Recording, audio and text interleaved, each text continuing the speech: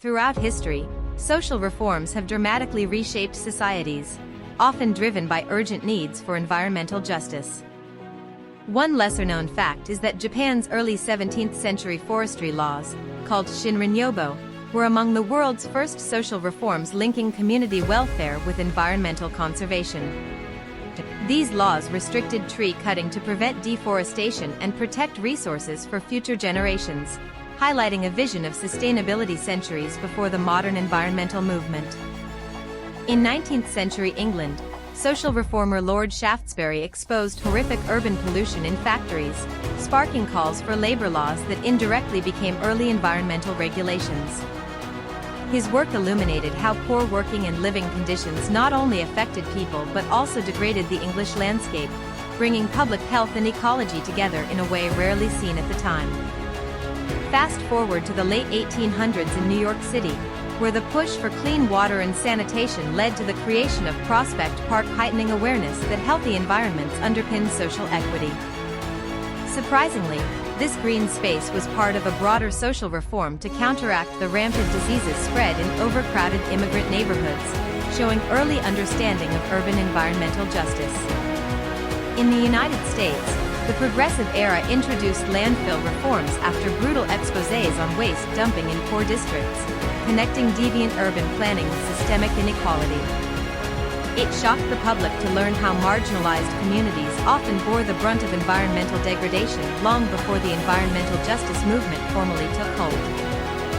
Similarly, Scandinavian countries incorporated social welfare and environmental stewardship in policies known as allemansrätten, or the right to roam, balancing access with preservation. These reforms empowered citizens to protect nature collectively, demonstrating revolutionary management of common resources that informed modern environmental social rights. One of history's most glaring omissions is the overlooked role of mid-20th century indigenous movements demanding land and river protection as fundamental social reforms. These activists fought not only for cultural survival but also maintained biodiversity through traditional ecological knowledge, linking environmental care directly to community resilience.